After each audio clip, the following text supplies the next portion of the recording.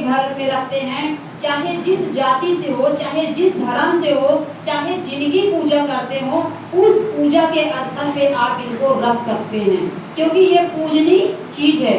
इसमें उन्होंने देखा कि अगर कोई भी पढ़ा, उन्होंने पढ़ाई किया 10 साल, अगर किसी घर में कोई भाई बहन या कोई परिवार नहीं रहता है, डर लगता है, सपना आता हो, तो मंदिर में ईशान कोण पे रख दीजिए।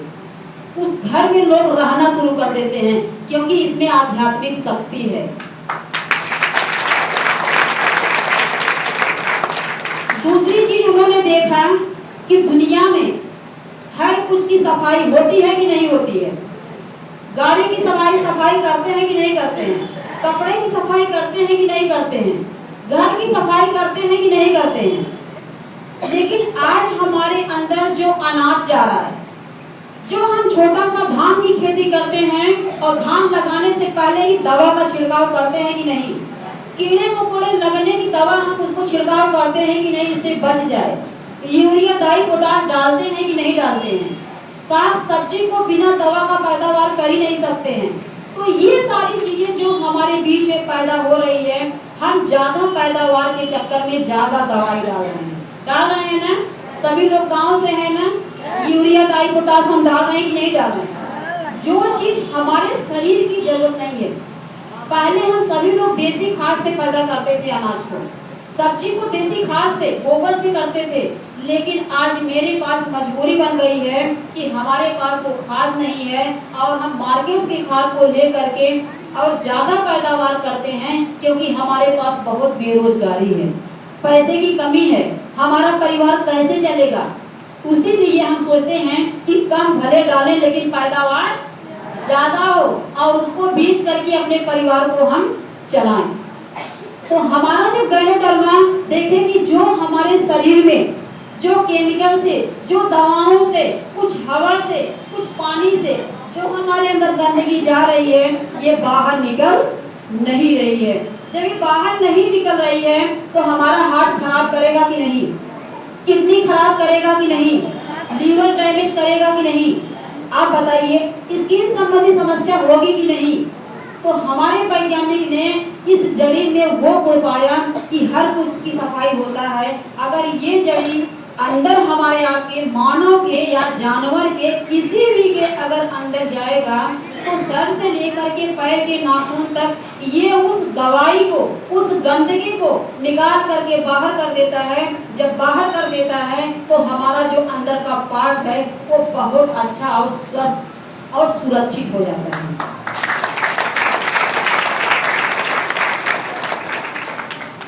जब हमारे अंदर से गंदगी निकल गई तो हमारे अंदर बीमारी होगी।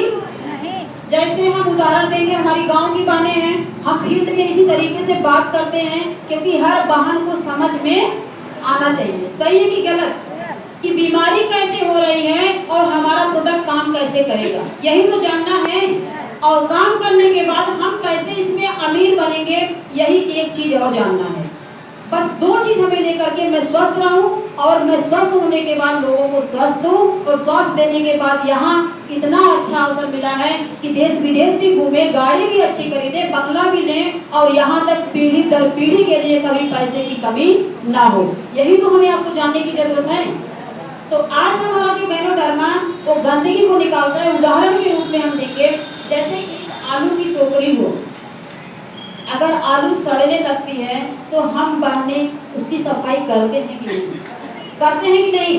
आलू को निकाल करके, सड़ी आलू को निकाल करके बाहर कर देते हैं, तो हमारी जितनी आलू रहती हैं वो सेफ बच जाती हैं कि नहीं। उसी तरीके से हमारा जो शरीर बना हुआ है, जैसे एक एक ईंट से मकान तैयार है, ऐसे एक एक कोशिका से हमारी आपकी शरीर तैयार हुई है। जब एक एक कोशिका पे हमारे खान पान से हमारे अंदर गंदगी रहती है अंदर, तो जा करके लीवर पे, किडनी पे, हार्ट पे गैस के रूप में, बवासीर के रूप में, ब्लड सर्कुलेशन नहीं हो पाना, ये सारी समस्या कहाँ से हो रही है, हमारे खान पान से, हमारे गंदगी से। वो चीज बाहर नहीं निकल रही है। तो जिस तरीके से हम आलू को निकाल करके बाहर कर देते हैं, सड़ी आलू को, उसी तरीके से सड़ी बीमारी को, सड़ी कोशिका को निकाल करके हमारा ये गैनोडर्मा बाहर कर देता है। दूसरा चीज हमारा बीमारी का कारण और है, जैसे किसी चीज का घट जाना या बढ़ जाना, यही तो डॉक्टर नाम देते हैं। किसी की बीपी हाई, किसी की बीपी लो, किसी की शुगर हाई, किसी का लो, यही तो बीमारी है। जब हाई है तो हाई की दवा, जब लो है तो लो की दवा।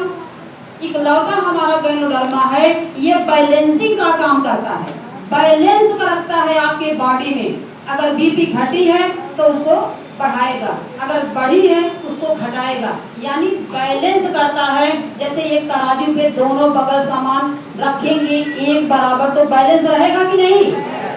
लोग बोलते हैं ना कि गाड़ी चलाते समय कि डिसबैलेंस हो गया, बोलते हैं ना, तो डिसबैलेंस हमारे बॉडी में जब हो जाता है, इसको ये डिसबैलेंस को बैलेंस में कर देता है हमारा।